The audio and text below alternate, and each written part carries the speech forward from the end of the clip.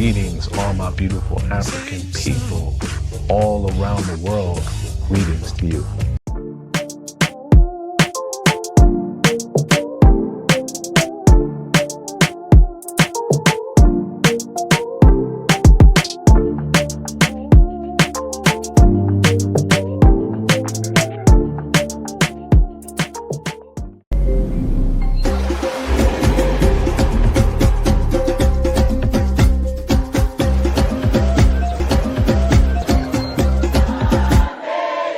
Now, Africa. So today I want to talk to you about one of the biggest kept secrets today. And that secret is that while the world is going through what we call an oil shock, Africa is experiencing an oil boom. Africa is getting ready to experience an economic boom like never seen before. Now think about how important this is and how significant this is. While that's happening and the world is going through an economic shock, Africa is poised to go through economic prosperity and even freedom, new economic freedom. And this is one of the biggest things the mainstream media is not talking about. So stay tuned for more information. Important news updates you probably missed. A gentleman I've known quite a lot over the years is Saad Sharida Al-Kabi, who is His Excellency the Energy Minister of Qatar. He has warned that the US-Israeli war on Iran will force the Gulf to stop energy exports within weeks. Let me just say that line again. Will force the Gulf, think of all the countries there that export all those key barrels, to stop energy exports within weeks. Now, this is an interview with the Financial Times in which Saad Al-Kabi told the newspaper that the war could, quote, bring down the economies of the world and drive oil to $150 a barrel.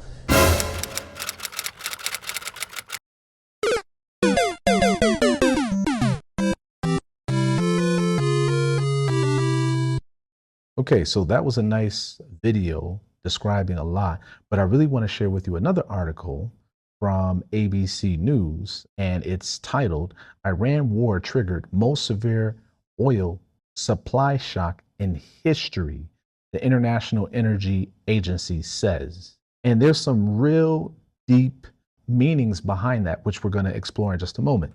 So let's look at this because I'm going to get right to the point. So it says in the article, initially, the deepest cuts in oil use have come in the Middle East and Asia Pacific, the IEA said. However, demand destruction will spread as scarcity and higher prices persist. So they're really telling you that this is a real problem because oil scarcity and shock is going to have severe impact to the global economy. Check this out. The conflict in the Middle East is having significant impacts on global oil and gas markets with major implications for energy security, energy affordability, and the global economy. So this is from the executive director at the IEA. He said this last month. So what are they really saying? They're saying that there's going to be catastrophic impact to the point where there will be either a global economic recession or a possible collapse. But here's what they're not saying. Let's take a look at this article right here. So while the world is going through shortages in oil and an oil shock that can lead to economic destruction and degradation, look what this article is saying. This is from Africa, African Liberty. It says, Africa's oil boom promises economic freedom. I'm going to say that again, because what a lot of people may not know is while the world is going through an energy shock, Africa is going through an energy boom. So Africa can exist by itself, but the world is very much dependent on Africa. And this is something they don't tell us, okay? So stick with me right here. So again, from the African Liberty, Africa's oil boom promises economic freedom. So I won't go into this article because I'm going to get to this one here. I think this one is more important because it actually describes the different markets and countries in Africa that are actually growing in the energy sector or in the oil sector.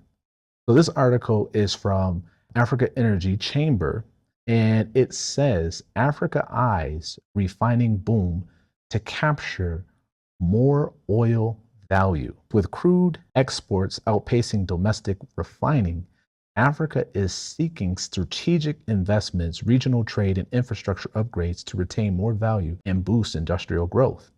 Now, let's take a look at the article and see what it says. I'll get right to the point, get right to it. So check out this. I'll go ahead and highlight it so you can see it directly. Africa produces the oil the world needs, but too much of the value still leaves the continent. So right now, what you have is a dependency on Africa and the oil that Africa produces. The world needs it to stay afloat in terms of the global oil supply and the shock that's happening from the war in Iran. This is really, really significant. And what's really, really interesting is this article here, Forbes, right? So Forbes magazine, or from Forbes, the website, Forbes Africa. Uganda targets first oil production this year. Timeline optimistic, says expert. Uganda is going to be producing its own oil this year, okay? The nation of 52 million people is a step closer to becoming Africa's latest oil exporter. Black gold, a commodity every African country needs, but not all possess. Found deep underground, crude oil is an economic edge that funnels constant cash flow and geopolitical sway. Uganda, one of East Africa's fastest growing economies, is positioning itself to finally tap into that advantage. This is what's really happening here. Africa is going through an oil boom while the world is going through an oil bust. And what that means specifically, because all currencies are petrocurrencies. So potentially what this means is that the West in particular, their economies and their currencies are going to collapse and implode while the currencies in Africa inflate and become more valuable. So the relationship is getting ready to change. This is one of the biggest secrets they are not telling you on mainstream television. This is massively, massively important. Kenya could join the League of Crude Oil Exporting Countries as early as next year if all processes go as planned. Initially, Kenya is expected to produce 20,000 barrels per day, then gradually increase to 50,000 barrels per day under the first phase of the South Lokichar Basin Field Development Plan. Here is that report as compiled by Sylvia Gatti.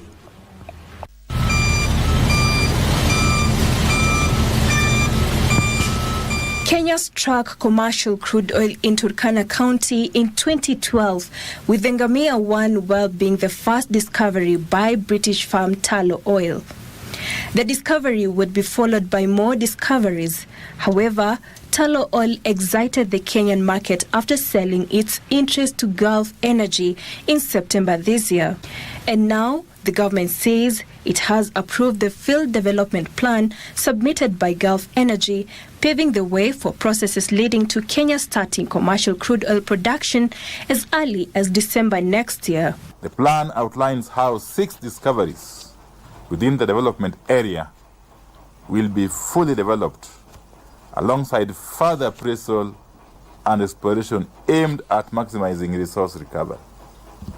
The strategy follows a phased approach, beginning with the largest and most technically mature reservoirs. Under the plan, Gulf Energy intends to commercial produce crude oil from 6 discoveries within the South Lokichar Basin. Kenya intends to start producing 20,000 barrels per day, then gradually increase the production. Phase 1 is projected to produce 20,000 barrels of oil per day, rising to 50,000 barrels per day under Phase 2. The contractor targets first oil by December 2026 and full ramp-up by 2032. Gulf Energy is expected to invest about 800 billion shillings to recover the projected 326 million barrels over the 25-year contract period. Despite this, revenue sharing from proceeds of the projected crude oil exports remain a thorny issue. The resource sharing formula is in the law, and it gives the communities 5%, the county government 20%, and the national government 75%. Sorry. Sylvia Gatti for Prime Edition. 3 landlocked and near landlocked countries in southern Africa have just made a move that much of the world's financial press barely noticed. But on the continent, it could completely reshape the region's energy future, because Angola has oil, a lot of it. More than 1 million barrels are pumped from its ground every single day. But here is the part that should make you angry. Despite all that crude, Angola has still been spending more than $1.5 billion a year importing refined fuel. Why? Because for decades, the country did not have enough refinery capacity to process its own oil at home. So Angola kept doing what far too many resource-rich African nations have been forced into for generations, selling the raw material cheap, then buying back the finished product at a far higher price. It is one of the oldest economic traps ever laid for Africa, and for years, Angola was caught in it too. But that is about to end, because Angola is finally changing the game. On its Atlantic coast, a massive project is rising, the Libido Refinery, a $6.6 billion facility designed to process 200,000 barrels of crude oil every single day. For the first time, Angola won't just pump oil, it will refine it, keep the value, control the supply, own the profit. But here's where it gets even more interesting. Angola is not doing this alone. Zambia is already in, holding a 26% stake. Botswana has just been offered 30%, and negotiations are already underway. And at the same time, Zambia is building its own refinery, a $1.1 billion project in Ndala. Think about that for a second. 3 countries, 1 coordinated shift. In a single move, they are trying to break one of the most expensive cycles on the continent. This is not just about fuel. This is about control, about value, about sovereignty, and it is happening right now.